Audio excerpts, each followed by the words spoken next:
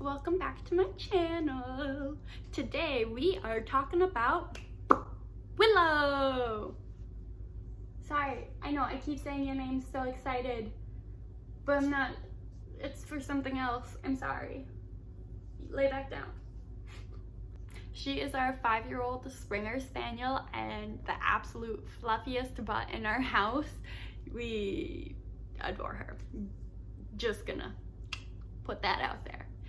This summer was kind of a rough one for her and for us. Over Memorial Day weekend, she ended up actually tearing her ACL. And so about 3 weeks after that, it took about a week for us to get into the doctor. About 3 weeks after that, no.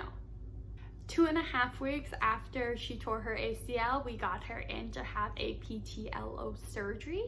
And for this video, I wanted to kind of go over the emotions that we experienced during that time, but also tips for the recovery process.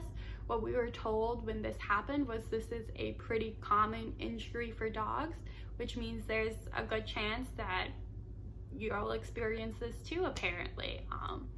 And I didn't know anyone off the top of my head who had gone through having to have this kind of surgery for their dog. So here I am. Anyways,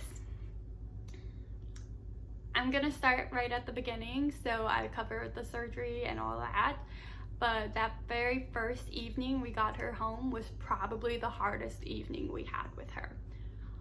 She is normally so excited to see us. Like, she's just like, yes, those are my people, they're home. Oh my gosh, are you gonna pet me now? Oh my gosh, are you gonna cuddle with me now? And when we picked her up this time, she couldn't care less. She didn't even see us. She seemed super tired and uninterested and in pain, which was all fair. I mean, she just had pretty major surgery. They gave her anesthesia and a epidural while she was under. So yeah, she was in pain, she was groggy, she was all those things, totally fair. But it was weird to see her like that, because for me, in the whole time I've had her, she's always been my chipper, bubbly, super friendly puppy. And to see her as just okay, it hurt, you know? When we got home, we carried her in and we were trying to make her as comfortable as possible. So we put her right down on her dog bed and she just laid there. She had zero interest in going and grabbing her toys, doing anything with her food or water. She didn't even move to the rug when we sat on the couch, which is like her place. She always squeezes herself between the couch and the coffee table. She just laid on the rug and looked sad. She looked so sad. Yeah, no, that first day was really hard. She didn't have the strength to stand up and eat her food, so we had to hand feed it to her. What's better than getting hand-fed dog food? All right, would you like some more? Okay. We were worried she wasn't gonna drink any water, so we had to figure out a way to get her water. We did get her to walk a little bit when we were going outside. Are you doing so good? Oh, break time? Good girl. But usually she'd get so tired and she would sit down and would not want to move that we would end up carrying her. And we did that a couple times before she was able to make it all the way down the hallway by herself. And then that night we put her in her kennel to sleep, and I just remember Sam telling me that she looks so mad at us. But even by like the end of the evening, she seemed a little bit more chipper. But at first, it was really hard. It was just like emotionally draining. I know Willow. It is hard to see Willow that way. And I just love her so much that I want her to be happy. But that night with her supper, we also started her medicine regimen. routine. We started her new routine. Basically, before she would eat whenever we did. Now everything had to be spaced out about 12 hours apart. So she was eating at 8 in the morning and 8 at night. She had 3 different pills that they gave us that she needed to take. Some just once a day, some twice a day.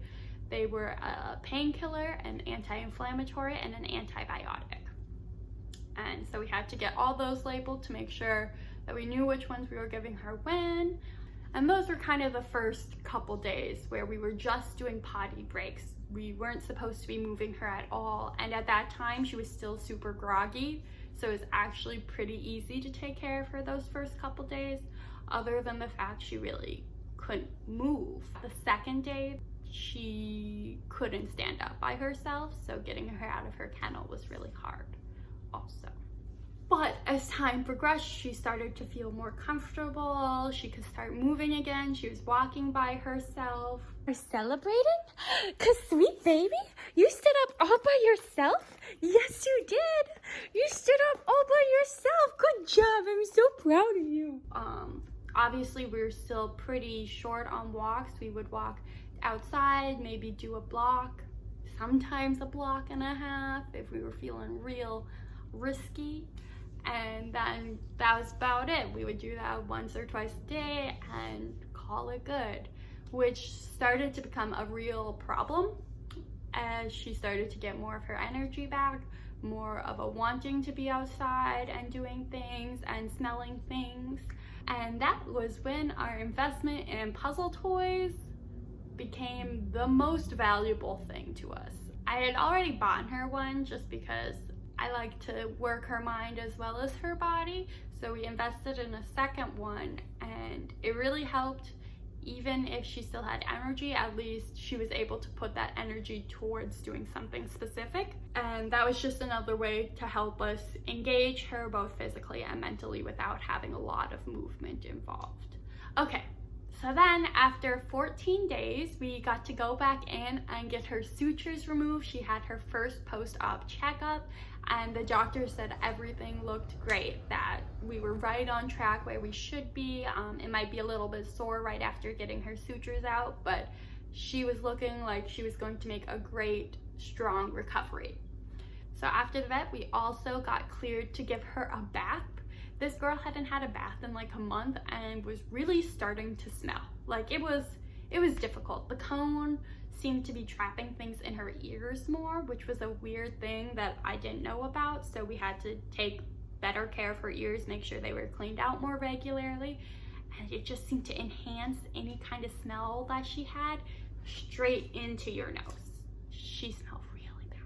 It's bad. So once we got cleared for a bath, we obviously were supposed to be very careful with her back legs. So I basically didn't bathe that part, but everywhere else I was like, yes, you're gonna smell good. You're gonna smell good. And then that evening when Sam came home, we noticed she wasn't putting any weight on it again. And we thought, okay, it might just be, you know, right now they said it was gonna be sore when she got her sutures out. So we'll keep our eye on it and decide once the weekend is over. It was 4th of July weekend. We were headed up to the lake. So we thought she was just sore. And over the weekend, we noticed she wouldn't walk on it. She absolutely refused, which resulted in us going back to the vet that Tuesday, because we stayed Monday and went back Tuesday, or we went back Monday. So that Tuesday morning, I took her back to the vet and they said everything still looks good, but she is definitely in pain. So we had already used up our previous prescription of pain meds, so they gave us a new one for 30 days this time rather than 14. And we just went back on those, and within a couple days she seemed more comfortable walking on it and was more herself again. And then that weekend we headed back up to the lake. At this point we were still doing periodic checks on the wound to make sure it looked good. We wanted to make sure she had as much mobility and clean incision points as possible. And that's when we noticed there was a little bubble. It's just like little, I thought it might be scar tissue buildup at first. So once we noticed it, we decided we just need to watch it. At this point, it wasn't really doing anything. It looked a little bit inflamed, but her whole leg still looked a little inflamed, so we weren't too worried. After we came back from the lake, we had taken her to go to the bathroom that Monday morning, and I just remember picking her up to put her back in the car, and she was wet. Like her whole leg, underbelly was wet. And then I looked down and it had started oozing, which is like their number one sign that you have to bring them in right away, is if the wound is oozing. So I called the vet and they were able to get me in that day still. And they had to take a culture test and gave us just some general antibiotics because they knew it was infected. They just didn't know what with yet. So it took about a week for the culture results to come back, and we found out she had a staph infection. Yay! Apparently it's one of the most common types of infections that dogs get, but it can also be one of the worst. And if it wasn't caught early enough, she could potentially have to get surgery again if it got to the metal plate, because there's no antibodies there to fight it off, which means once the plate's infected, it's no good. At that point, it felt like we hit a low. We had gone to the vet 3 weeks in a row. 2 weeks before that, we had had a major surgery on her. 2 weeks before that, we found out she broke her ACL. It just felt like the surgery that was never going to end. We didn't know what to do. She was back on reduced exercise. She was starting to drive us crazy because she's a Springer Spaniel and they're known for their energy levels, and she couldn't do anything. So yeah, we're still on antibiotics now actually, but we got antibiotics and just live by them religiously. Every once in a while she doesn't want to take them, and so we just put some peanut butter on it, put it with some food, and then she eats it right up. If she tastes the medicine itself, she's like, nah, I'm just gonna not eat it. Anyways, 2 weeks after we found out it was infected, we went back in for another checkup. That was our 6th vet visit of the summer, and they told us it looked like it had left. Like we had gotten to it early enough. We beat it, that we beat the infection, that she was okay. We weren't gonna have to have another surgery, that it looked like it was healing properly now, and it was literally like the best news I've ever gotten. Maybe not I've ever gotten, being engaged was pretty tops, but it was some of the best news I've ever gotten, because it was such a long journey to get there. At this point, we were like 6 weeks post-op, and just, it felt like everything that this could have thrown at us was thrown at us. Yeah, so once that happened, we knew we still had to continue with the antibiotics. I'm a firm believer that you use your whole prescription.